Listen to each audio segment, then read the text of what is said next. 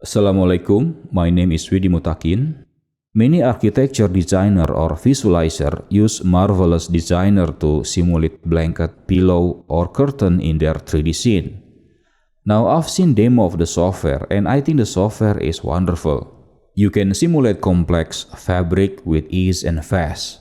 But what if you only need simple cloth simulation such as pillow on a sofa that don't require heavy calculation and you are in a tight budget to purchase Marvelous Designer's license? Well, you can actually simulate cloth, even puffy pillow, in 3ds Max without extra plugins or external software. And in this video, I'm going to show you how. After learning this video, you should be able to create pillow like in this rendering. Okay, the first thing you need to do is to prepare the collision object. If the pillow should be on a sofa, then you should already model the sofa first. We're not going to discuss how to model the sofa in this video, so just grab one available freely in the web or use one of your own library for this. In this scene setup, I already have a sofa object, and what I want to do later is to put some pillow on the top of this sofa. We're going to use Garment Maker and Cloth Simulation in 3ds Max. Now, the way Garment Maker works is that it simulates how a real cloth is being made in the real world, showing cloth panels out of 2D pattern. So this requires you to think as a fashion designer. Luckily, pillow is not that hard to design as mostly they are made from rectangular fabric panels. But before we start, you need to set the system unit correctly. In here, I'm using centimeter. So basically every unit in my scene are treated as 1 centimeter. This is super important because simulation will take a real-world calculation into account. Let's say you drop a square fabric with the size of 1 meter by 1 meter. Certainly it will be different behavior when that fabric is 1 kilometer by 1 kilometer in size. So again, you always need to check your scene unit scale and object's dimension when simulating anything in any software. Okay, let's say we want to create a pillow with the size of 70 cm by 70 centimeters. Create a rectangle with that size in the front viewport.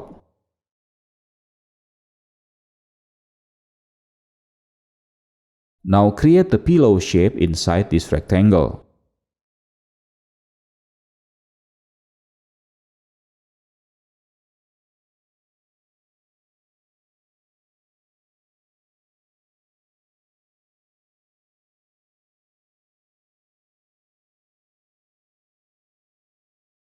These sides, as we can see, I make it like that, so our pillow side will be more crumpled. Of course, we can let the simulation do that, but with our help, we can add these crumples manually so the result will be more obvious. Press and hold Shift and drag this to side. Next, while the spline is selected, click this mirror button in here. Okay, now select these 8 vertices at the corners.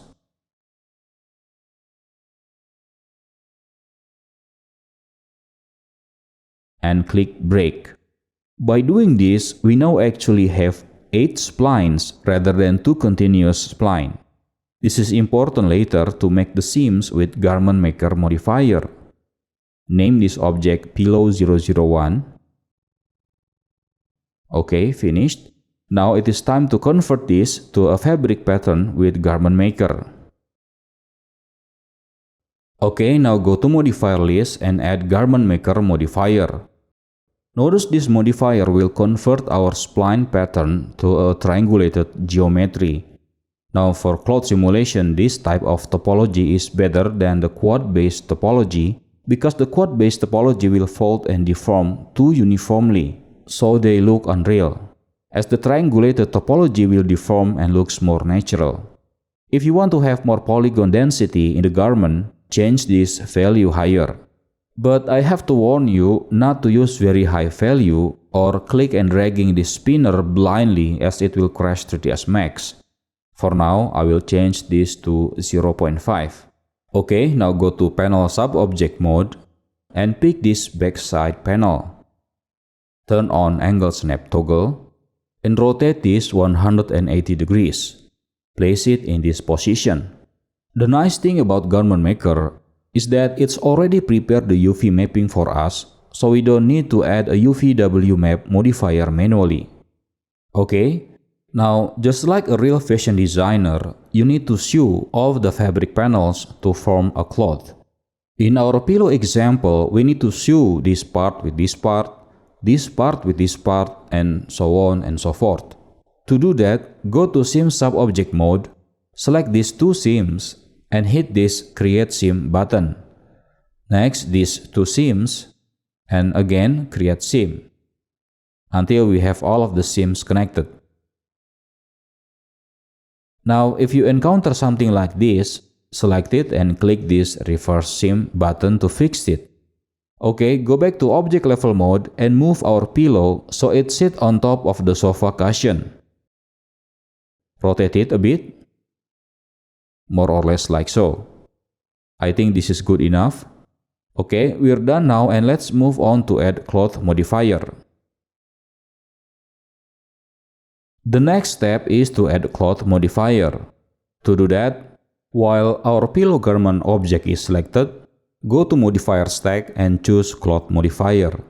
The main function of Cloth Modifier is to simulate objects so they behave like a real cloth. The first step to simulate cloth is to define which one is cloth and which one is collision object. To do that, click this Object Properties button up here. And we can see all of the objects participated in the simulation in this list at the left side, which right now we only have one object, and that is our Pillow 001 object. We need to add our sofa object into this list so it will participate in the simulation later as a collision object. So just click this Add Objects button, choose our sofa model, now select this sofa and set this to collision object. In some 3ds Max version, there is a bug where you need to do this several times until they are registered. Usually the second time will set it correctly. For the pillow, let's set this to cloth. To be honest, I rarely tweak around these settings, as it will be very time consuming to try and simulate and retry another value and resimulate again. So I always go for the presets up here. Set this to default. Okay, now we see in here two parameters for friction. This is dynamic friction and this is actually static friction. The dynamic friction happens when the cloth is moving, and the static friction happens when the cloth is in stationary. If these values are too low, it will make our pillow looks like made of ice, which is very slippery. We need to crank up this value higher so it resists the movement much better when colliding with the sofa. So let's set both of these to 5. Next is the most important setting that will make our pillow bloated as if we put foams or stuffs inside it. And that parameter is this pressure. Set this pressure value to 25. I have tried this before and I find 25 is a good value for the pillow. If you make it higher, the pillow will become more bloated and more bouncier. Usually the greater the mass, the higher value of the pressure you will need. So it's basically related with the cloth properties that we have set up here. For example, if you select cloth presets of heavy leather up here, you might want to set the pressure to be at least 300. It is up to you to experiment later on. Okay, in the next video we'll start simulating our cloth.